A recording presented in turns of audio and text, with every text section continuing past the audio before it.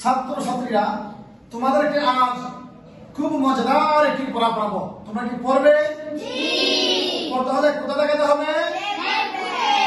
দেখো, যদি কোন হরফের পরে এইরূপ তিন কাটা চিহ্ন হয় তার নাম তাসদীদ।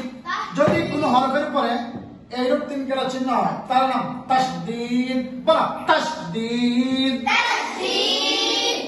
তাসদীদ, তাসদীদ, তাসদীদ, তাসদীদ তাকে কোথায়? তাসদীদ দেখতে কেমন? হ্যাঁ, যদি কোন হরফের উপরে এইরূপ তিন কাটা চিহ্ন হয় তার নাম। তোমরা কি একটা কথা মনে করতে পারবা? তাসদীদ ওয়ালা হরফ একা একা পড়া যায় না। বলো তাসদীদ ওয়ালা হরফ একা একা পড়া যায় না। আবার বলো, তার আগের হরফের হরকতের সঙ্গে মিলাইয়া পড়তে হয়, পরে তার নিজের হরকতের সঙ্গে পড়তে হয়।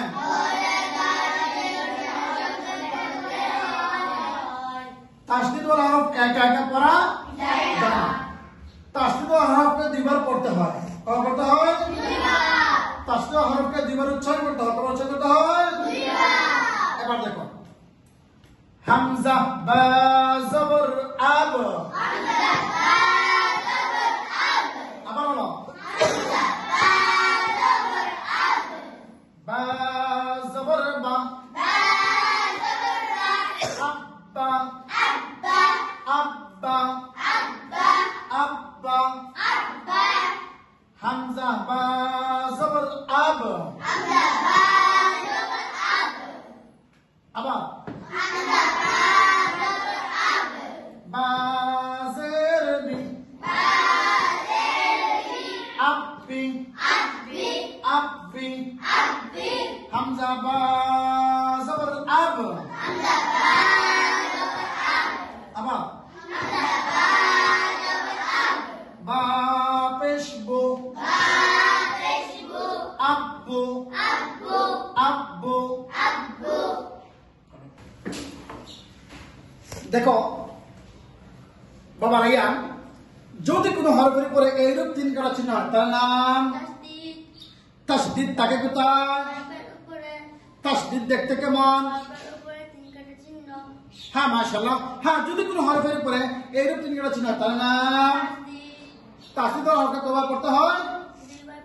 কয়বার উচ্চারণ করতে হয়? মাশাআল্লাহ। বসো। যদি কোন হরফের পরে এইরূপ তিন কাটা চিহ্ন হয় তার নাম তাসদীদ। তাকে কোথায়? তাসদীদ দেখতে কেমন? তাসদীদ হরফকে কয়বার পড়তে হয়? কয়বার উচ্চারণ করতে হয়? মাশাআল্লাহ। তাহলে পড়ো, পড়ো।